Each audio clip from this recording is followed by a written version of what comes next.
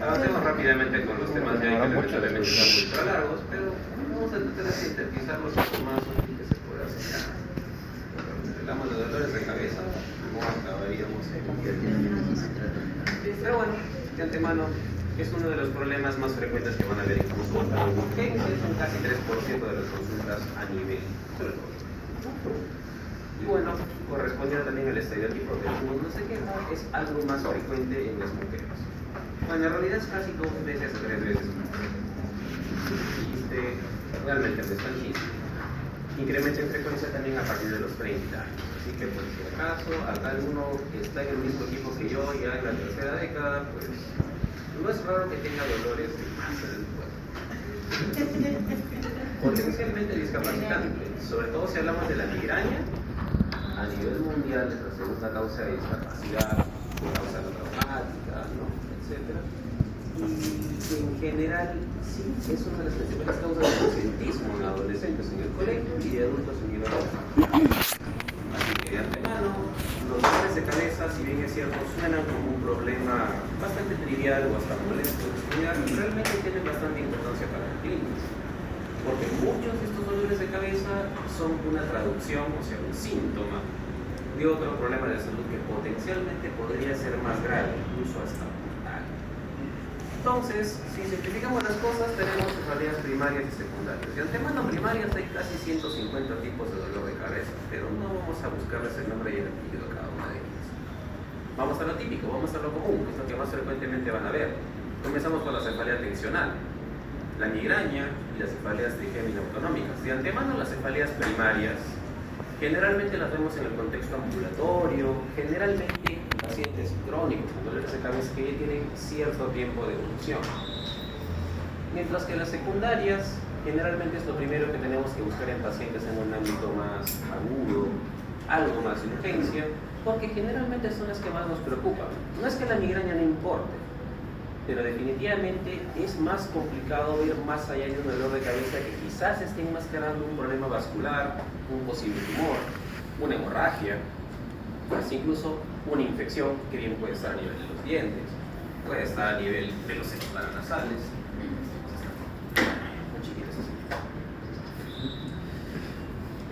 Incluso en las personas que tienen algún hábito neurótico o algún trastorno de personalidad, pues las cefaleas psicógenas también son parte del menú. Así como hemos visto que hay problemas funcionales digestivos, respiratorios, también existen problemas neurológicos que vienen de baja función. Y finalmente, la abstinencia en el caso de las drogas y el retiro de sustancias, y esto incluye a los analgésicos. Vamos a ver que muchas personas que padecen cierto tipo de dolor de cabeza tienden a usar de analgésicos con o sin consejo del médico, que muchas veces reparte paracetamol y AINES, o peor, tramadol, como si fueran caramelos, y el paciente lo toma porque lo alivia, y al paso del tiempo el dolor de cabeza comienza a empeorar, y empeorar, y empeorar. Y una vez que determinas o intentas retirar los medicamentos, el dolor empeora aún más. Y el paciente entra en un círculo vicioso de me duele la cabeza, toma más analgésicos, intento dejarlos, me duele más. Y hay veces que esto puede disfrazar dolores de cabeza algo más triviales. De antemano, por la parte tensional, pues no se olviden que generalmente estas cefaleas tienden a ser prolongadas, pueden durar hasta 7 días. Así que sobre todo en personas que tengan dolores de cabeza muy continuos, de tendencia a ser gravativa o opresiva, generalmente bilateral, ¿no? Con una sensación como que les estuviesen apretando ambos lados de la cabeza, o que tengan una distribución fronto-occipital, tienden a ser cefaleas tensionales. Pueden asociarse a náuseas, hasta incluso pueden desarrollar fotofobia en algunos casos, pero no van a tener mayor cotejo autonómico. Así que por ese lado son cefaleas que pueden ser muy extensas en duración, y dependiendo de la cantidad de episodios que se tengan en el transcurso de los meses, esto ya puede representar un problema crónico. Por otro lado, la migraña, por definición, es una cefalea pulsátil, generalmente bitemporal, aunque lo más común es que sea unilateral, es decir, que los pacientes se quejan de que les duele o un lado o el otro de la cabeza, y generalmente es migratoria. Sospechen mucho de un dolor de cabeza que siempre es en el mismo lugar, con intensidades variables y con tendencia asociada sobre todo a náuseas o vómitos. El caso de la migraña tiende a ser inicialmente unilateral, luego puede migrar o puede ser bilateral, y en el peor de los casos puede llegar a ser también holocraniana, y en este caso incluso podrá llegar a ser confundido con una cefalea funcional. Pasa muy seguido en los servicios urgentes. De antemano no se olviden que las migrañas tienden a asociarse a pródromos o a auras, que son síntomas más allá del dolor de cabeza, que pueden hacer aún un poquito más complejo su diagnóstico, pero que si llegamos a identificarlas completamente, quizás ese no sirva también como un factor de diferenciación.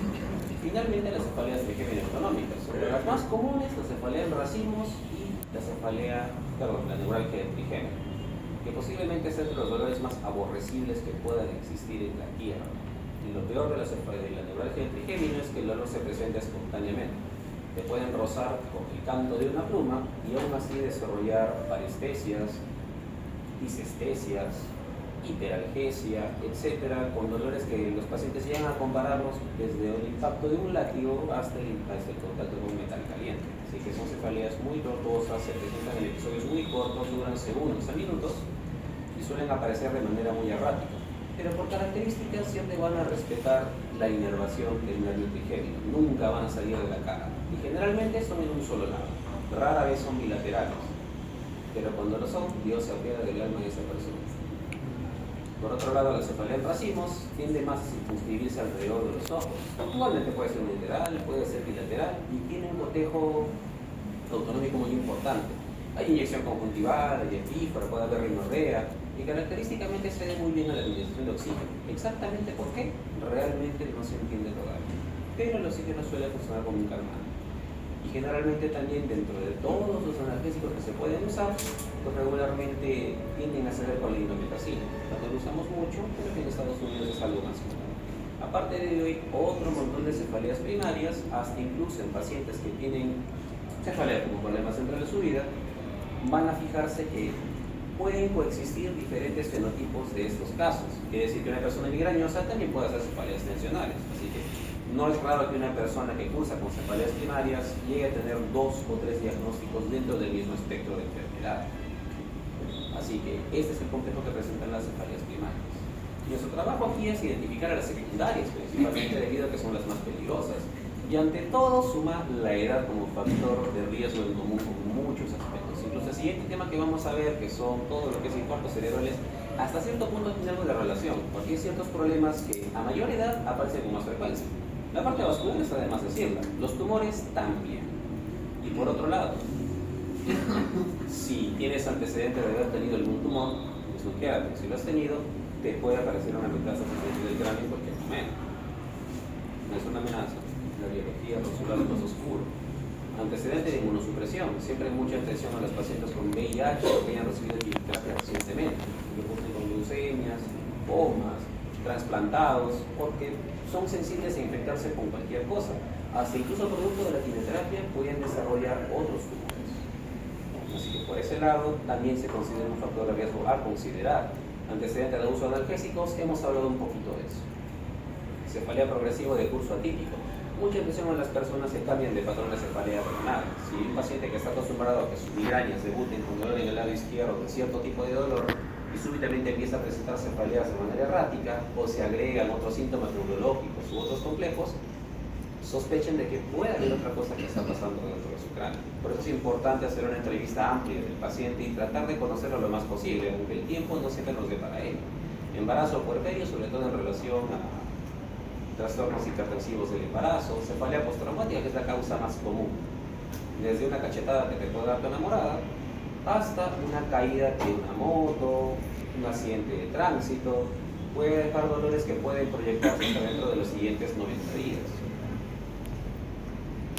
Después, presentación hiperaguda, que este es un punto bastante álgido. Hay dolores de cabeza que tienden a desarrollarse muy rápidamente. Es muy distinto un dolor que se establece en el lapso de las horas a un dolor que pasa de 0 a 100 o de 0 a 10 sobre 10 en menos de un minuto. Es característicamente las cefaleas en truenos, cefaleas hiperagudas. Y estas guardan mucha relación con las hemorragias subaracnoideas. También hay otro grupo de enfermedades que pueden encajar allá, pero no es tanto ahorita materia de destacar.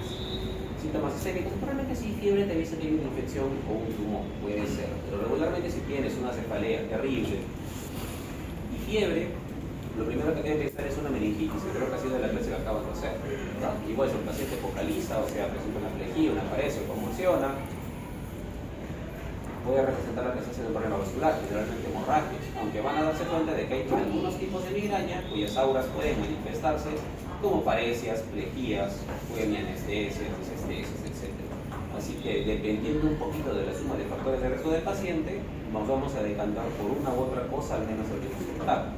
Papiledema, bueno, si tu paciente tiene papiledema, tiene hipertensión endocraniana. Si tiene un dolor de cabeza, hipertensión endocraniana, ya de antemano está pasando algo bastante terrible en el red.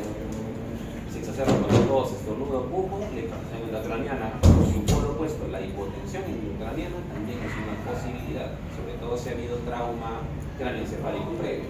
Generalmente traduce la posibilidad de que haya fístulas de líquido cerebral. Y finalmente, si exacerba o desencadena con cambios de posición, incluye el ortostatismo. Entonces, siempre sospechar que puedan haber trastornos orgánicos de fondo, más allá de solamente el dolor de cabeza. Tenemos otra serie de mnemotecnias que pueden usarse, ¿no? Y casi todas giran alrededor de lo mismo. Fiebre, síntomas neurológicos asociados al dolor de cabeza, síntomas sistémicos y sobre todo la edad. Asimismo, cursos atípicos, cambios en sus patrones, desarrollo inmediato, cambio con posturas, etc. Todo ello puede traducir la presencia de algo bastante grave dentro del paciente. En realidad no es tan difícil filtrar estas causas, es un poquito de lógica nada más. Si llega su paciente con una cefalea de reciente inicio, de antemano, es muy rápida su instauración, es rápida si es que ha tenido solo un episodio o si suele pasar con cierta frecuencia.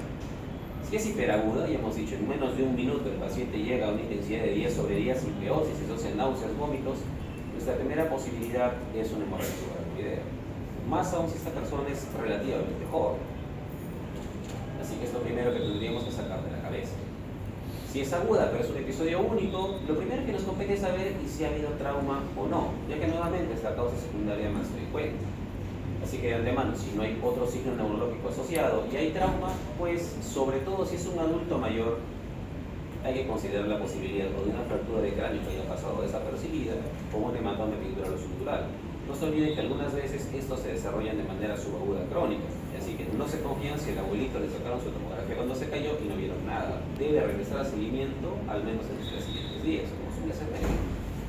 Porque hay veces que pasa tranquilo y en el lapso de la semana súbitamente el dolor empeora, empieza a focalizar, empieza a perder Glasgow y regularmente te dice que hay un hematoma, sobre todo epidural, pero subdural, que está comenzando a anunciarse por debajo de lo que hemos dejado pasar.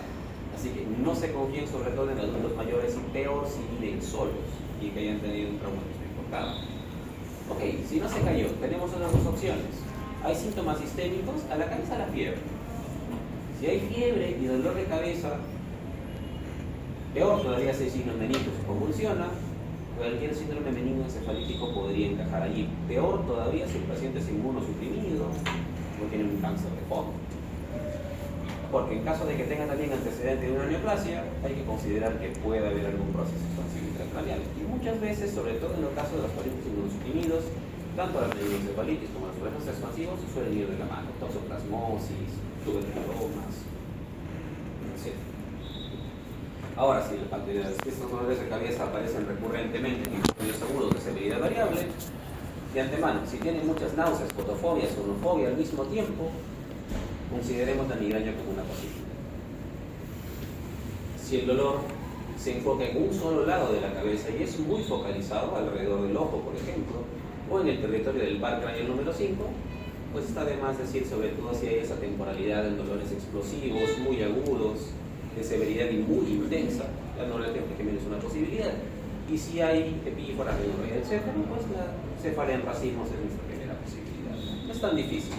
Entonces, idealmente, ¿qué deberíamos hacer? Entrevistar al paciente lo más que podamos. Lamentablemente, por norma y por espacio de tiempo, generalmente no tenemos más de 15 minutos para entrevistarlo. Sin embargo, la Sociedad Americana de Dolor de Cabeza y toda esa pana te dice que deberías demorarte al menos 30 minutos para evaluar bien al paciente. Así que entre la teoría y la práctica tenemos ciertos problemas. Así que tenemos que enfocarnos en cosas muy puntuales. Principalmente buscar si hay alguna causa secundaria que puede explicar ese dolor, que es lo más grave que podría pasar. Obviamente basándonos en los síntomas que hemos visto anteriormente. No es que, ya tiene un dolor de cabeza, le frente a tomografía. No, van a llegar a darse cuenta, sobre todo cuando llegue la parte de administración, que incluso tienen que justificar el gasto por paciente. Generalmente las clínicas tienen un tope de 285 soles por mocha. Así que imagínense si empiezan a pedir tomografías a todo el mundo. Ninguna aseguradora y ningún auditor va a dejar pasar sus atenciones. Si la clínica pierde plata, ustedes se quedan sin trabajo. Así que tomen en cuenta que tanto por la parte monetaria como por la parte ética como la parte científica tienen que ser racionales. Antecedentes de riesgo, ya hemos mencionado, adultos mayores que viven solos, traumas recientes, peor todavía si es adulto mayor, pues si hay inmunosupresión. Porque aquí, de hecho, que tenemos que filtrar si es que hay o no algo muy mal, grave, hemorragias, tumores, etc. Si hay episodios previos y cumple características como las que hemos mencionado antes, síntomas autonómicos, áureas, pródromos, si hay un cortejo neurovegetativo, ya más o menos nos orienta a algún punto. Y no menos importante, el tiempo al punto máximo del dolor. Nuevamente, sobre todo atención en hemorragias subaracnoideas. Frecuencia y duración de episodios, ya hemos comentado, ¿no? Una duración explosiva, rápida en el caso de la neuralgia del trigémino, duraciones que pueden exponerse hasta más de 7 días en el caso de la cefalea tensional, generalmente de 1 hora a 3 días para la migraña y hasta 180 minutos para la neuralgia. Es muy variable y nos orienta, pero de antemano, si el dolor de cabeza no se ve absolutamente con nada, también es un signo de alarma. Finalmente, lo que habíamos comentado, hay múltiples tipos de cefalea que pueden coexistir en un solo paciente. Así que de antemano ahí es donde viene la razón de por qué piden que la entrevista sea algo más prolongada. Sin embargo, pues no siempre es posible cumplirlo a rajatabla, ¿no? Es importante discriminar entre pródromo y áura, y esto más que nada para ver el tema de migraña. Porque estos pacientes suelen saber cuándo les va a venir su siguiente ataque. Y es porque ya la ven venir. Así que si por ahí viene de repente su pareja, papás, mamás que sean migrañosos, generalmente algo les suele comenzar a pasar antes del dolor de cabeza. Generalmente incluso hasta días antes. Empiezan a bostezar, tienen ciertos cambios de ánimo, tienen más hambre, oínan más. Ustedes se dan cuenta de que empieza a actuar extraño y ellos ya saben que algo está viniendo. Estas no son auras, no se dan cuenta. Son cambios sobre todo en las funciones biológicas del paciente, en cierto punto ciertas funciones cognitivas, dolores extraños, que al ser tan típicos el paciente ya le permite predecir que en un tiempito muy variable puede volver el dolor de cabeza. Entonces, ¿y qué es un aura? Son síntomas no asociados al dolor, no necesariamente, que van a acompañar a este dolor de cabeza. Migraña, estamos hablando. Y van a tener una duración de aproximadamente 60 minutos que puede preceder o puede acompañar al dolor. Y aquí está bien lo truculento, porque si bien es cierto que lo más común son las alucinaciones visuales o auditivas, pues también puede haber pérdida súbita de visión, puede haber incluso hasta plejía o paresia, que puede hacer pensar incluso en una ACV. Ahora, naturalmente, si tienes un paciente de 25 o 26 años que viene con un dolor parecido, que viene con una paresia, y lo que predomina es el dolor, si es que no tiene ningún factor de riesgo importante, quizás sí deberíamos pensar en una crisis migrañosa compleja, ¿no? Pero, si es que acaso el paciente es mayorcito, pasa de los 30, 40, 50 años, o es adulto mayor y súbitamente presenta paresia a la parte del dolor de cabeza, una hemorragia es esa primera posibilidad. Así que no subestimen a las poblaciones de riesgo, sobre todo en la emergencia. Peor todavía si viene con hipertensión, peor todavía si es hipertensión severa. O está avisando que es una emergencia hipertensiva o quizás incluso una hipertensión endocrinal. Así que no subestimen tanto a sus pacientes. Busquen signos meningios, miren las pupilas, cualquier cosa les puede pasar en ese momento. Ahora, ¿qué hacemos para el manejo de general las cefaleas? Para empezar, no caigan en el error que cometimos casi todos alguna vez y que quizás ustedes también por desesperación van a cometer. No se pongan a repartir tramador como idiotas. En realidad, los opioides tienen un problema grande. Por sí solos también pueden empeorar el dolor de cabeza. Con su efecto, después de ceder, puede provocar dolores de rebote. Y no solo eso, por su potencial adictivo, las personas pueden hacerse una abstinencia, muy aparte de la cefalea por abuso de analgésicos. Así que mucho cuidado con los opioides. Para dolor moderado, leve, nunca son opción. Salvo que el paciente sea alérgico a absolutamente todo lo demás y no tenga ninguna otra cosa más para darle. De antemano, prácticamente todas las cefaleas, sobre todo las primarias, tienden a ceder con alguna combinación de paracetamol más o menos AINES, o solamente AINES, ¿no? Ya hemos conversado que en Estados Unidos, sobre todo para la cefalea en racimos, la indometacina es de elección. Por algún motivo estadísticamente favorece su uso. En el caso de la migraña, nuestro medio en naproxeno tiene la mejor evidencia, pero pueden usar el aire que se les pegue la regalada gana, sobre todo si hablamos de dolor medio moderado. Hay evidencia que dice que los corticoides, en el caso de la migraña, pueden reducir el tiempo en que vuelva a aparecer una nueva crisis. Así que, sobre todo si la crisis es severa, hay cierto grupo de neurólogos que recomiendan administrar también dexametasona o prednisona a la par del aire. No es una práctica generalizada, no es algo que tenga amplio peso de evidencia, pero suele ser recomendación de expertos. Y por ahí tiene cierta base, así que considérenlo. Lo que así no se recomienda en las migrañas es el uso sistemático de combinaciones con cafeína y ergotamina, prácticamente por lo mismo del tramador. Una vez que cede el dolor producto de la ergotamina, hay dolores de rebote. Y no solo eso, también la ergotamina puede provocar otros problemas, desde digestivos, visuales, etcétera, que pueden provocar confusión en el paciente. Así que de antemano no lo recomienden como primera utilidad. Finalmente, si la crisis es moderada, severa y hay disponibilidad de dictamen, principalmente sumadictamen, porque tenemos a la mano en casi todas las clínicas, lamentablemente en los hospitales, generalmente ayuda mucho más a calmar el dolor de migrañas. Así que no dudes, si hay a la mano y es efectivamente y fenotípicamente una migraña, los dictamos son de elección. En el caso de la neuralgia del trigémino, por su naturaleza neuropática, pues dependemos del uso de anticonvulsivantes, el género de los benzinoides, la carbamazepina, y en algunos casos la nitritilina también, entre otros antidepresivos. Pero generalmente es esa secuencia: benzinoides, luego carbamazepina y luego todo lo demás. En caso de que el dolor de cabeza sea muy severo y no ceda y desespera al paciente, existe la posibilidad de la denervación. El problema es que su efecto adverso es la parálisis facial. Así que no todas las personas están dispuestas a cargar con una parálisis facial como se puede, sobre todo aquellas que tienen presencia pues, en los medios, ¿no? Eso fue algo anecdótico para mí porque una de mis exparejas, mi papá era pues una persona de importancia pública, no voy a decir quién es, pero el señor usaba con neuralgia del trigémino, teníamos que evaluarlo a cada rato y el problema es que el caballero no quería aceptar la denervación porque es una figura pública. Entonces, costo-beneficio para su carrera, decide aguantarse el dolor a costa de tragarse varias pastillas por semana. Nuevamente, el dolor del trigémino es errático, no tiene ningún desencadenante fijo. Puede aparecer y desaparecer en cualquier momento. Y todos los demás pacientes eventualmente van a tener que hacer terapias cognitivo-conductuales, van a tener que hacer higiene de sueño, porque eventualmente todo dolor crónico va a derivar en ansiedad, en depresión y trastornos asociados, o está netamente relacionado con una somatización. Así que siempre está de la mano con ese abordaje. Y respecto para las personas que aman engañar al espejo, el Botox también puede servir para dolores de cabeza refractarios, principalmente migraña. Hay evidencia a favor, así que si alguno apunta a neuro, créanme que ahí hay un buen punto de lucro. Hay gente que ya no está haciendo.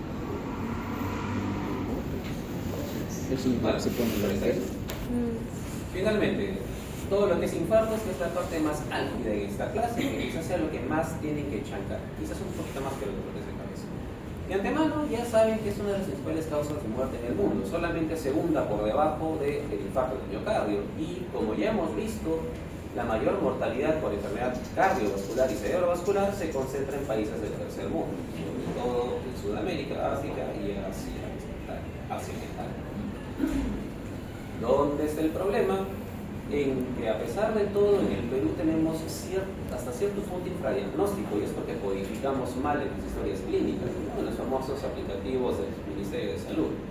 Entonces, como pueden ver, codifican ACV isquémico, hemorrágico, hemorragia subaracnoidea, ya se ven especificado. Quiere decir que a alguien se le ocurrió marcar la casilla de accidente cerebrovascular no especificada.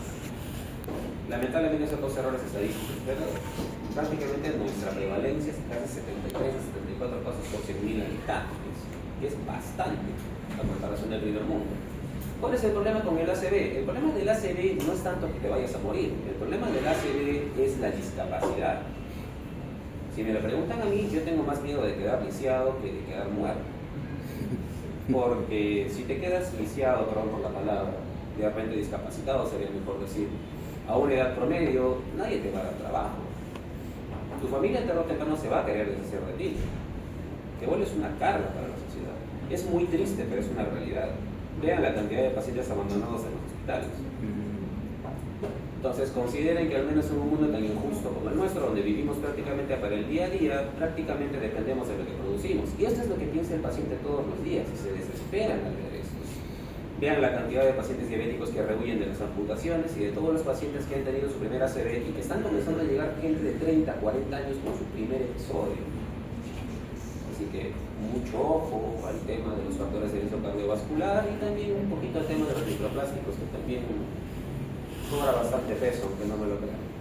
Bueno, el problema es que también después de que te da tu ACV, tu cuerpo no vuelve a ser el mismo. Hablamos de inflamación crónica, tenomatosis, arritmias, etc. Entonces, el problema es que una vez que te pasó un infarto, te puede volver a pasar con cierta probabilidad. Y regularmente esto llega al 20-30% de casos.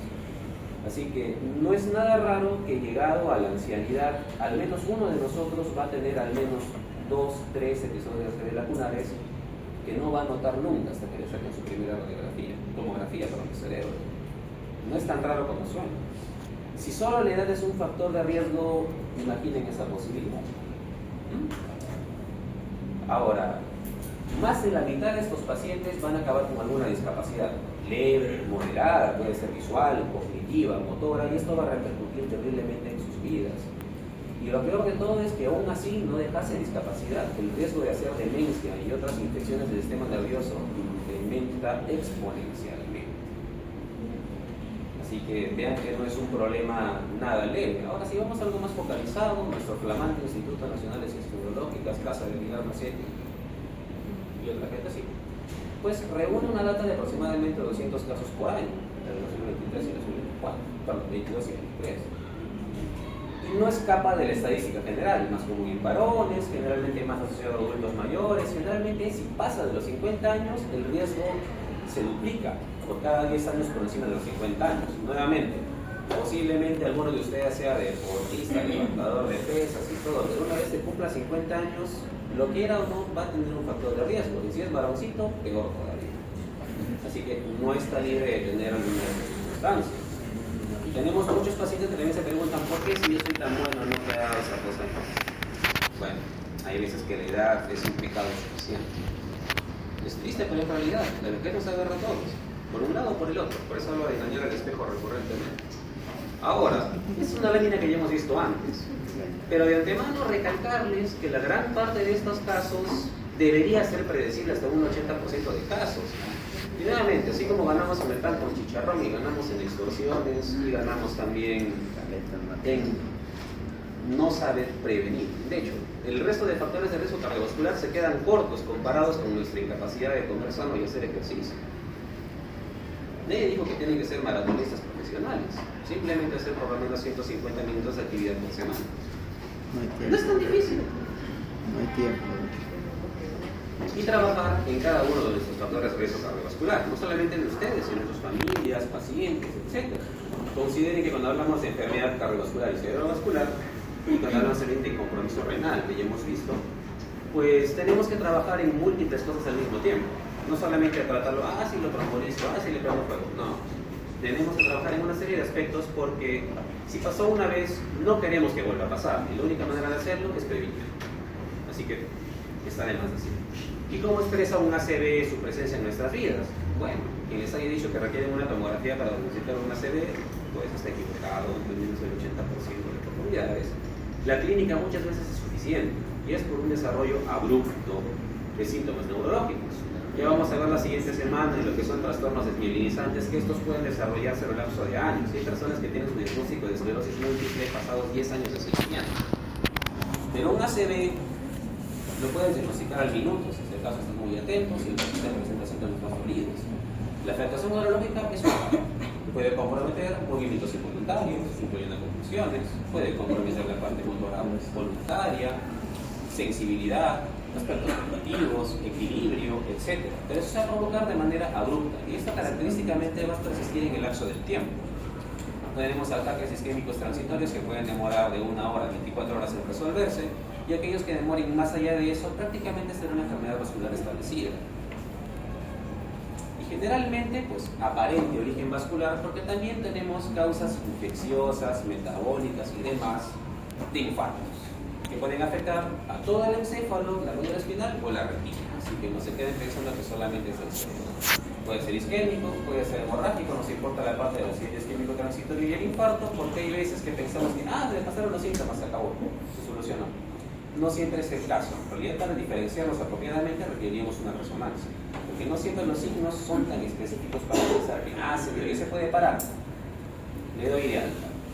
Lamentablemente, pacientes con focalidad neurológica que persiste más de una hora requieren quedarse en observación por lo menos un día, ser estudiados. Peor todavía si tienen factores de riesgo asociados. No cometan el error de darles de alta precozmente. No quieran entrar a la cárcel tan pronto. Y finalmente, desde el punto de vista de los hemorrágicos, la hemorragia intraparenquimal siempre va a ser más prevalente que la hemorragia subaracnoidea. Sobre todo si hablamos de qué grupo etario tenemos que ver. Ahora, los síndromes que se presenten, independientemente de si es hemorrágico o isquémico, va a depender del territorio vascular que se agarre. Así que, simplificando, si hablamos del lóbulo frontal, no se olvide que el territorio que irriga es toda la cara medial de Willy del Wonka. lóbulo, ¿no? Y aquí principalmente vamos a tener todo lo que agarra la extremidad inferior solamente, así que las parencias que tengan que ver con infartos de la circulación anterior van a manifestarse sobre todo en las extremidades inferiores, contralaterales. Adicionalmente, si el infarto compromete el territorio prefrontal, que es donde están todas las señales que inhiben nuestros terribles impulsos, tanto motores como instintivos, de hecho, se sorprenderían de saber que el cerebro es más caótico de lo que parece.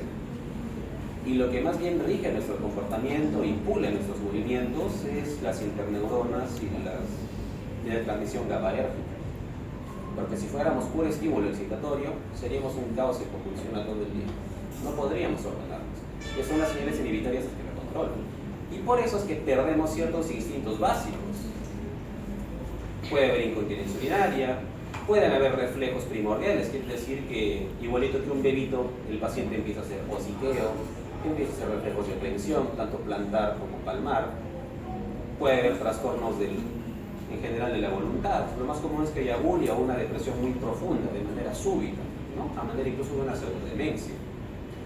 Y también a esto la pérdida de la capacidad para organizar movimientos previamente aprendidos, esto quiere decir apraxia, generalmente de la marcha. Pruebas que pueden hacer, digan al paciente que se quite, se ponga el polo, que se abotone la camisa o que intente amarrarse los zapatos. Si no puede hacerlo, ampliamente subestima del compromiso de la circulación interior. De la cerebral media, síndrome clásico, hemiparesia, hemiplegia, motora, más pérdida de sensibilidad. El problema acá de la cerebral media es que eventualmente puede afectar al lóbulo dominante, al hemisferio dominante, o no dominante. Si es que afecta al hemisferio dominante, en un 80% de casos va a causar trastornos del habla. Si afecta solamente la parte motora o integrativa, puede pasar simplemente como una disartria. Pero en el peor de los casos puede presentar alguna variedad de afasia, entre expresiva y no expresiva, fluente y no fluente, que en algún momento ya lo verán con más profundidad. Se debe entender que trastornos del habla van a estar asociados a la afectación del hemisferio dominante. Si ustedes escriben con la derecha, generalmente es el lóbulo izquierdo, el hemisferio izquierdo. Y si son zurdos, el derecho en el 30% de casos y bilateral en casi el 50%. Así que los zurdos son más especiales de lo que parecen, y no me refiero a los comunistas. Y finalmente, si no afecta al hemisferio dominante, o sea, al hemisferio no dominante, lo que vamos a tener es un fenómeno que se llama hemiasomatognosia o negligencia. Lo que quiere decir que el paciente no percibe todo lo que está en esa mitad del cuerpo. Entonces le pueden acercar un cuchillo por el área contralateral, el área afectada, y el paciente no lo va a percibir o no le va a importar. No como una ceguera, simplemente que ya no interpreta los estímulos con ese lado del cuerpo.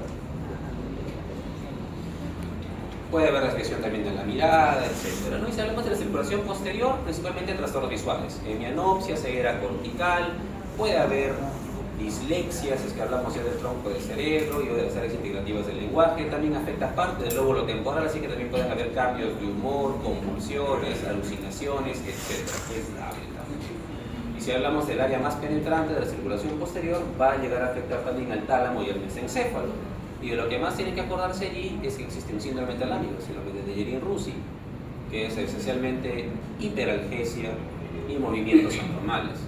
Son pacientes que de por sí presentan dolor de manera espontánea en cualquier parte del cuerpo y pueden presentar temblores, peor todavía se afecta al núcleo rojo, o coriatetosis. No necesariamente solo parencia. Y si afecta al mesencéfalo, tenemos dos posibilidades.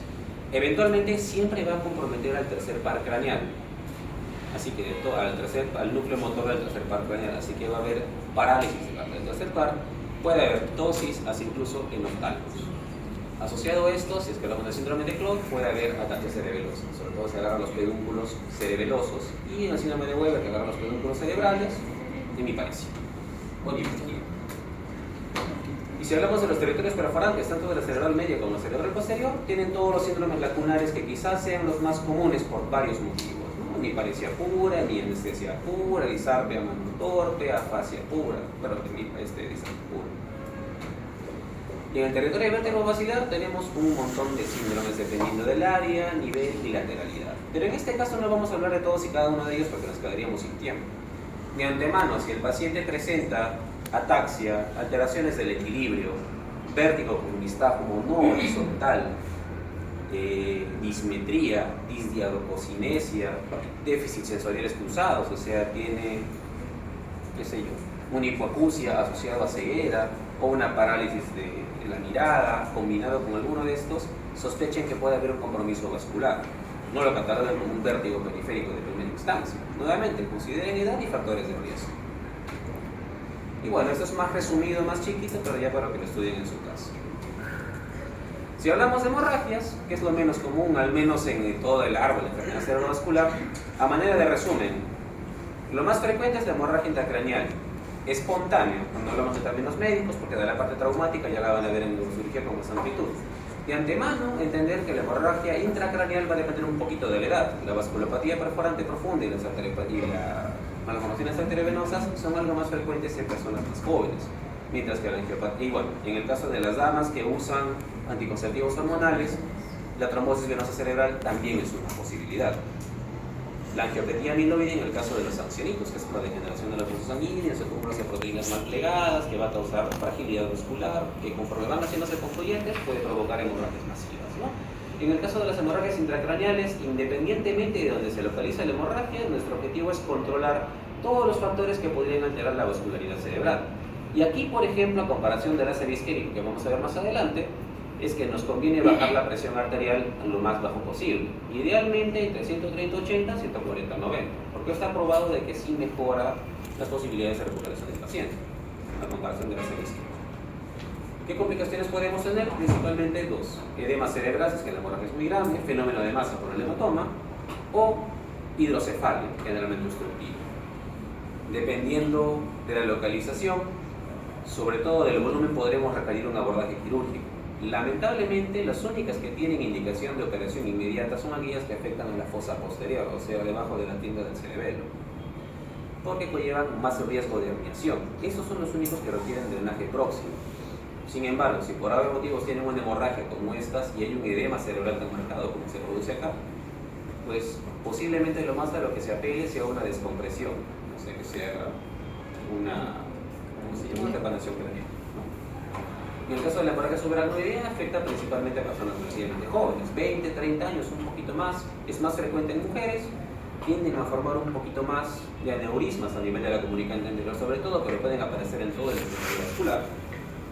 Y el problema con ellas es que la sangre, una vez penetra el espacio subaracnoideo, es muy irritante y tiende a producir espasmos vasculares a corto momento de iniciar la hemorragia.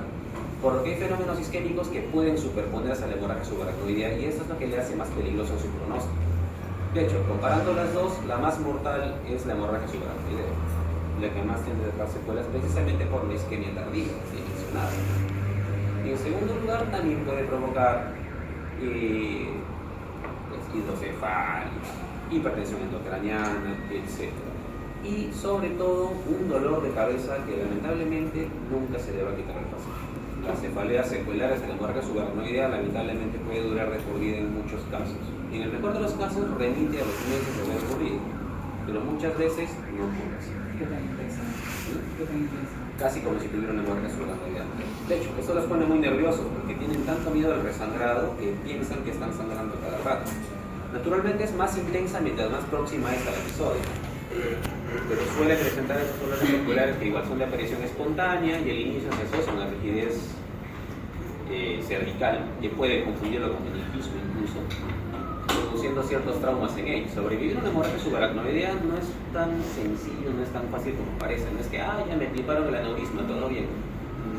Hay que tener cierta suerte para sobrevivir a eso.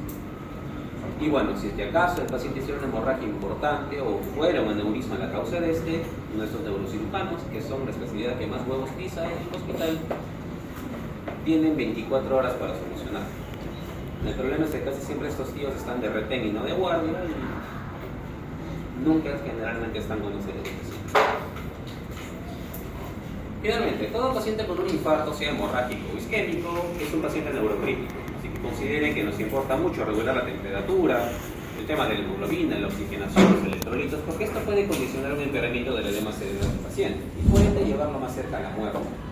Así que esta serie de parámetros son algo que siempre se tiene que regular en ellos. Es parte del manejo de base. Si hay hemorragia, bajar la presión, regular este resto de factores y mantener al paciente monitorizado idealmente en una unidad de observación para neurocríticos, cosa que lamentablemente no se puede cumplir en todos los hospitales. Respecto del infarto isquémico, las causas, lo más común, ateromatosis, al menos hasta ahora. En segundo lugar, arritmias embolígenas o también embolismos no arritmogénicos. Y esto incluye también trombos que pueden partir desde el callado de la aorta, desde la carótida proximal, etc. Pueden haber fenómenos embólicos que no necesariamente corresponden a una infiltración auricular. En caso de pacientes que ya han tenido un infarto del miocardio, pueden haber trombos intraventriculares también. Así que todas estas variedades hay que considerarlas al momento de estudiar al paciente. La causa lacunar, bueno, dentro de todo es, la verdad, por no decir casi empatada con la ateromatosis, más que nada por la frecuencia de hipertensión arterial. Entonces, suelen ser en general los fenotipos más comunes que vamos a encontrar. Hay otros menos comunes que son de causas metabólicas, que incluso está metido el hipotiroidismo, la hiperhomocisteinemia, trastornos autoinmunes como el mismo lupus, vasculitis, trastornos genéticos, pero que la gran mayoría de ellos van a pasar desapercibidos o porque en aquel momento el paciente no hace marcadores inflamatorios o porque simplemente es difícil filtrarlos. Así que al día de hoy todavía tenemos una buena carta de infartos que no llegan a diagnosticarse por completo, al menos la causa, lo que hace más difícil el control posterior del paciente. ¿Qué tenemos que hacer? Primero prevenir. Hoy dijimos que somos pésimos en eso. Y la idea es que si ocurre tenemos que auxiliarlo lo más antes posible. Mientras más pronto sean capaces de identificar un posible infarto cerebral, más prontos están ustedes a cumplir su tarea, como médicos principalmente, ¿no? Si el paciente presenta alguna de las tres circunstancias, caída de las comisuras labiales, esogenianas o frontales, presenta dificultad para movilizar alguna extremidad o presenta dificultades para emitir palabras, consideren que podría presentar un infarto cerebral. Así que por ahí está el cuadrito, más del 70% de certeza con un solo signo. Peor todavía si el paciente cumple factores de riesgo. Así que si por algún motivo alguien en su entorno presentase alguna de esas circunstancias de manera súbita, no duden de activar el sistema de respuesta a emergencias inmediatamente. Consideren que el tiempo es importante, son casi 2 millones de neuronas que se mueren por minuto después de haber presentado un infarto. Así que de antemano estamos pensando en que la única manera de revertir esta muerte es reabrir la circulación perdida lo más pronto posible, ¿no? Entonces, antes de poder decidir cómo lo vamos a tratar, nos interesa saber, primero que nada, qué tan grave es la situación del paciente. Sí, no todos los infartos cerebrales, al menos al día de hoy, requieren al menos una repercusión inmediata, porque no son candidatos, porque el riesgo algunas veces sobrepasa la posibilidad de ofertarle el tratamiento al paciente. Para eso tenemos dos medidas de evaluación. Uno es la escala clínica, que es el NIST, del Instituto Nacional de Salud de Estados Unidos, y el ASPEX, que lo ve por la parte más bien radiológica, pero requiere al menos alguien especializado en imágenes neurológicas o por lo menos algún sistema de inteligencia artificial, que ya están comenzando a funcionar, pero hacerlo de manera analógica comete varios errores. Entonces, respecto del NIST tenemos una serie de parámetros. Comenzamos con el nivel de conciencia, la orientación, funciones motoras, mirada conjugada, etc. Vamos sumando el puntaje y dependiendo de cuánto nos sume, vamos determinando la severidad o levedad del paciente. De antemano, menos de 4 lo consideramos leve y antiguamente, hasta el año 2020-2021, se consideraba que no hacía falta trombolizar a estos pacientes o reperfundirlos. Por encima de 6 generalmente siempre es indicación. Pero ¿qué ha pasado? En el 2021 cambiaron y dijeron, si este es un ACV leve, pero por ejemplo, solo le compromete el lenguaje, imagínense a un profesor que le desarrolle disartria en el ACV, o una persona que sea artesana y acabe con un síndrome de disartria mano torpe. habría que considerar la posibilidad sí de reperfundirlo, porque esto genera una discapacidad en ellos. La evidencia es moderada, pero la gran mayoría de neurólogos que conozco lo consideran como un buen punto de buena práctica. Así que posiblemente esto vaya a agarrar más puntos en adelante en las guías, pero ya se considera una recomendación importante, siempre de acuerdo a la evaluación y criterio del médico que está bien. Pero por encima de 6 ya es cantidad. Entonces, si ya dijimos que la tomografía no es tan importante para diagnosticar un infarto, ¿para qué la pedimos? Que sí, para filtrar hemorragias. Porque si tu paciente tiene una hemorragia, no lo vas a profundizar, ¿verdad? Le vas a llenar de más sangre el cráneo. Entonces, si ya tienen cierta cancha, cierta experiencia en esto, tienen buen ojo para las imágenes, que de repente alguno de ustedes es muy talentoso para esto, van a poder encontrar algunos signos precoces de infarto, o los infartos hiperagudos.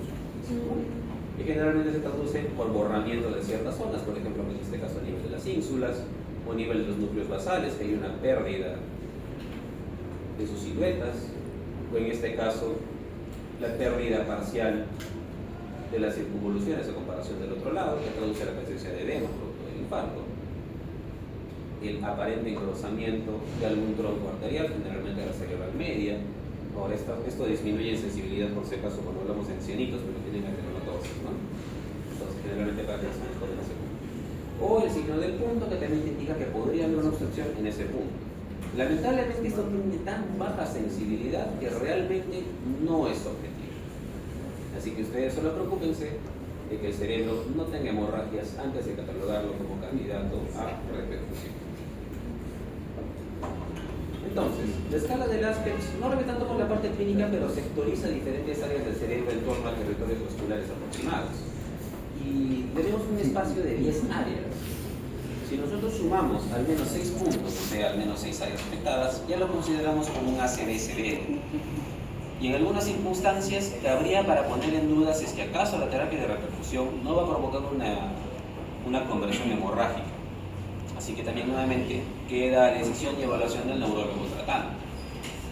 Sin embargo, tanto el MIS como el ASPECTS prácticamente concuerdan en sus criterios respecto de severidad y levedad. Así que si es que me preguntan a mí por mi parte, apunten más a la parte clínica, que es un poco más fácil de utilizar. Como les comento, salvo que de repente tengan mucho talento para las imágenes, yo no me atrevería a juzgar el ASPECTS solamente con mis ojos, salvo que tenga demasiada experiencia. Y en mi córtega, bueno, corta entre comillas, yo personalmente no me atrevería. Es más fácil aprender a sacar bien el paciente. Ahora, el punto clave, ¿es necesario reperfundir a todo el mundo? Hay quien dice que no, que la trombólisis o la reperfusión es el diablo porque puede producir hemorragias y llevarte a la cárcel. No tanto. Y otros que dicen pónganselos en el refresco porque sí o sí le va a ayudar. Tampoco. La verdad es que hay un grupo de población que sí se va a ver favorecida. En otras palabras, hay una población a escoger antes de trombolizar o reperfundir por trombectomía. Hay criterios de selección y si no somos cuidadosos señalándolos o escogiéndolos, sí podemos caer en una negligencia. Es muy importante que sepan bien su teoría antes de tomar decisiones. De antemano sabemos que la trombolisis es útil, es lo primero que apareció. Y en el año 92 ya teníamos metaanálisis que te hablaban que era mejor trombolizar al paciente que no hacerlo. El problema es que para ese tiempo teníamos solamente un espacio de 3 horas para hacerlo. Bueno, el NINS, que es el estudio más emblemático, ¿no? Pero conforme ha ido pasando el tiempo, hemos ampliado esa ventana, al punto de que al día de hoy, con ciertas características del paciente, podríamos trombolizar a un paciente que llega con un infarto sin fecha determinada o con evolución mayor a 9 horas. Y podríamos tentativamente trombectomizar mecánicamente un paciente por vía cateterismo hasta las 24 horas de ocurrir. Entonces, hay demasiada evidencia que te dice que la trombolisis sirve.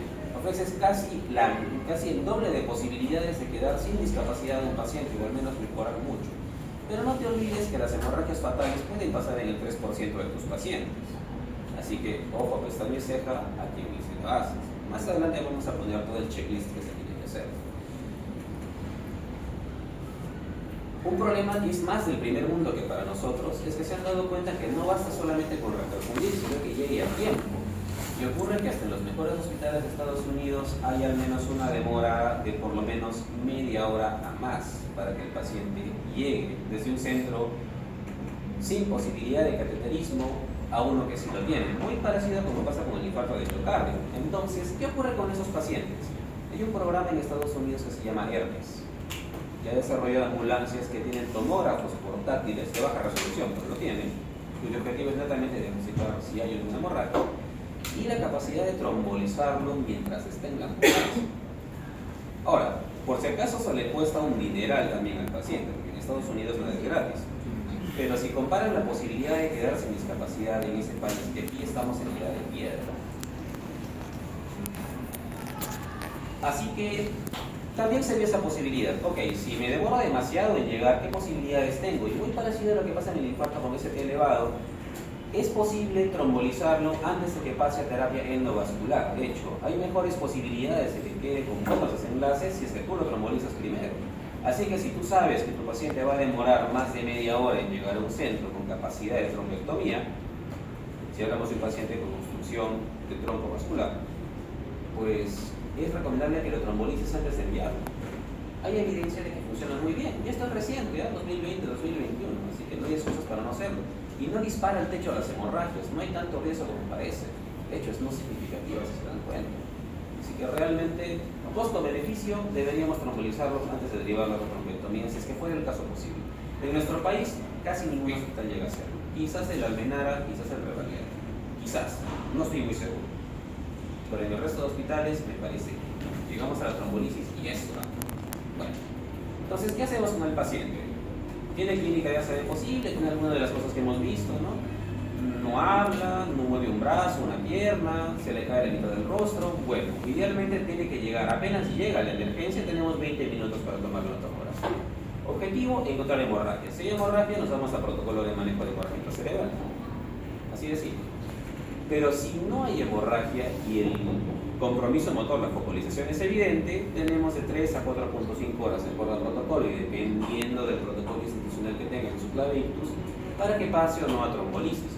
De antemano, todo paciente que cumpla tan solo este criterio es apto para ser candidato y luego tiene que filtrarse ciertas características de un checklist, pero idealmente deberían trombolizarse si llegan en este lapso de tiempo. El problema es que no todos los pacientes llegan con ese tiempo de evolución. La mayoría, en realidad la gran mayoría de ACVs que llevan a las emergencias llegan con más de 4 horas de evolución. La gran mayoría, más que nada por distancia y por el horroroso tráfico que tenemos acá. Entonces, vamos a ver más adelante todo lo que es terapia de repercusión en ventana extendida, que quizás sea lo más novedoso de los últimos años que ha dado mayor ventaja. Pero si es que acaso nos vamos a lo básico, ya lo trombolizamos o no lo trombolizamos por cuestión de tiempo, corresponde buscar si es que acaso el paciente tiene obstrucción de un vaso principal, o sea, de todo el tronco de la cerebral media, del tronco vertebrovascular, de la cerebral anterior completa, etc. Porque si es así y el MIS es mayor a 6 y la angiotomografía demuestra que hay un coágulo, el paciente, luego de una imagen de perfusión para ver si es que acaso es tributario de, pasa a terapia endovascular. Así es más largo de lo que parece, pero eventualmente el paciente se beneficia hasta dentro de las 24 horas. Así que sirve. Igualmente, si el paciente llegó tarde, nuevamente tenemos hasta 24 horas. Pero si comprobamos de que no hay obstrucción de tronco, realmente no siempre nos beneficia. El paciente simplemente pasa a hospitalizarse con manejo conservador a una unidad de neurología.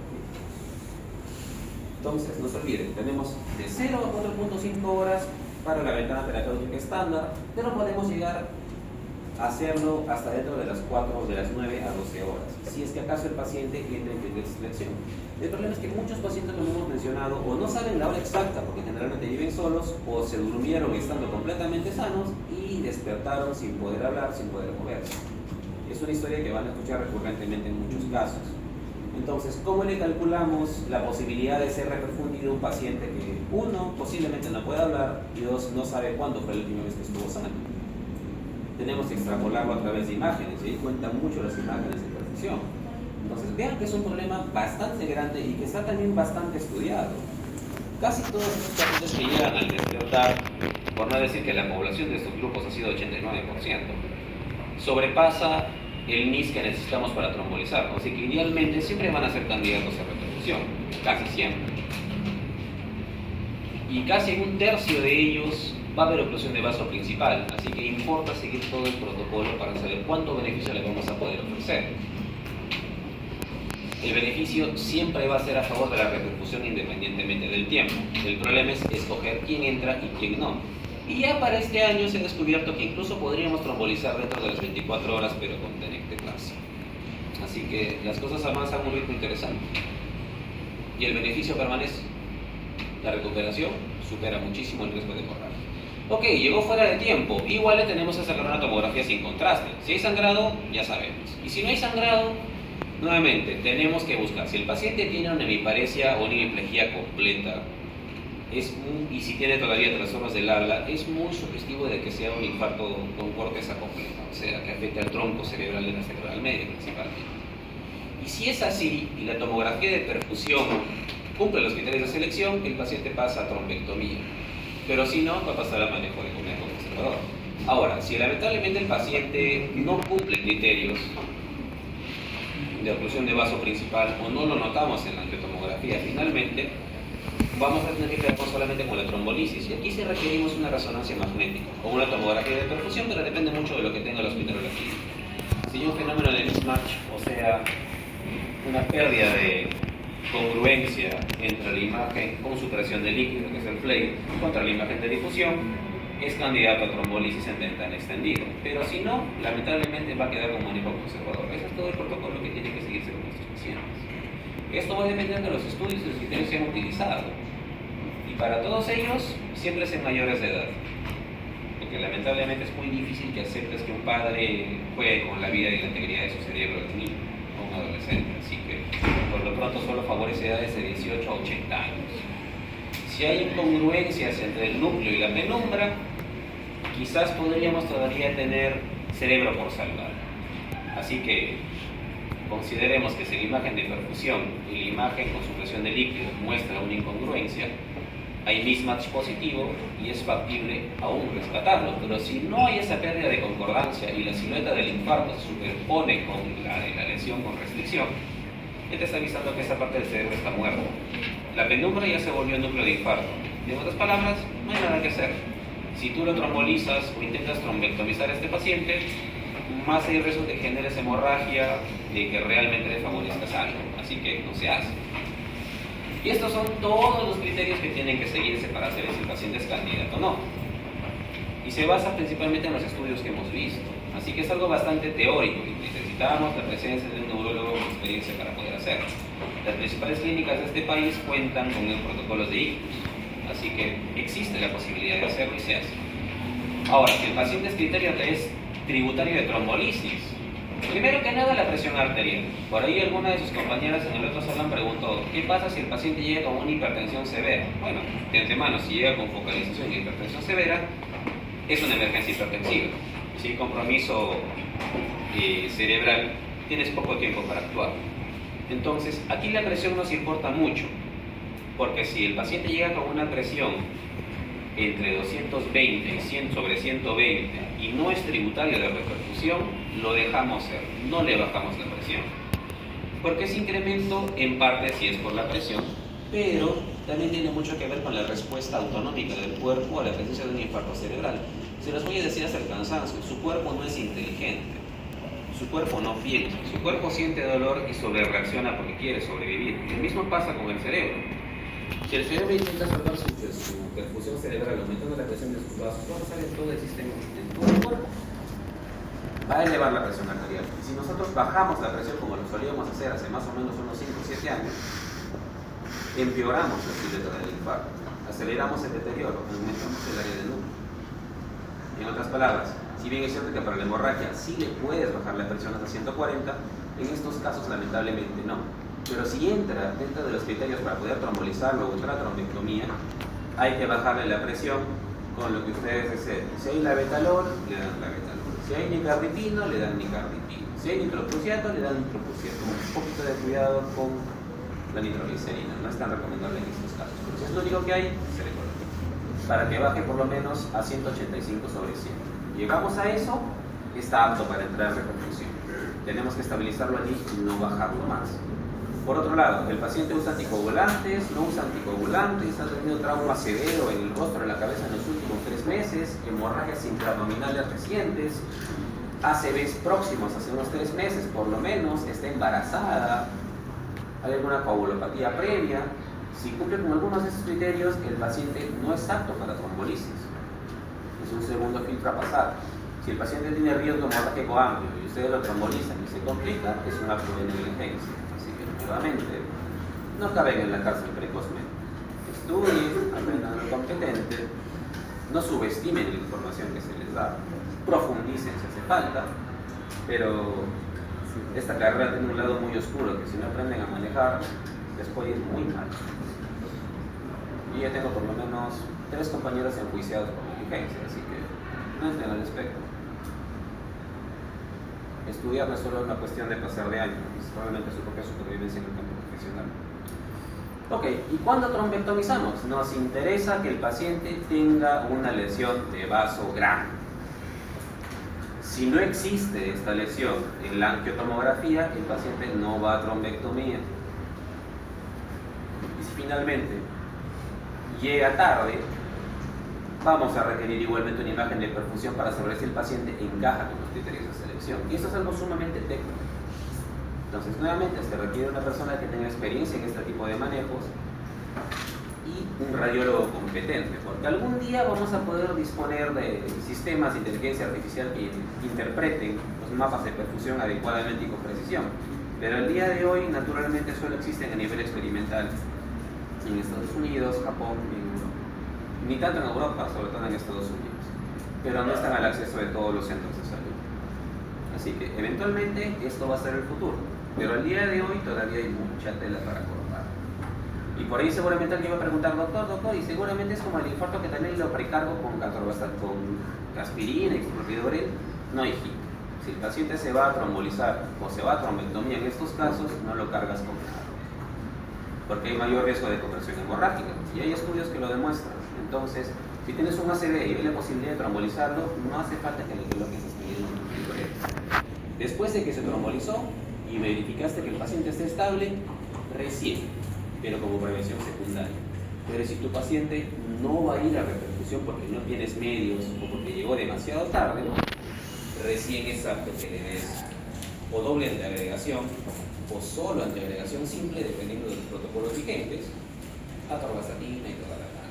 Y si es fibrilación auricular, anticoagularlo dentro también del tiempo competente. A estos pacientes no se les explica. ¿Alguna duda? Ninguna. Listo, nos vamos.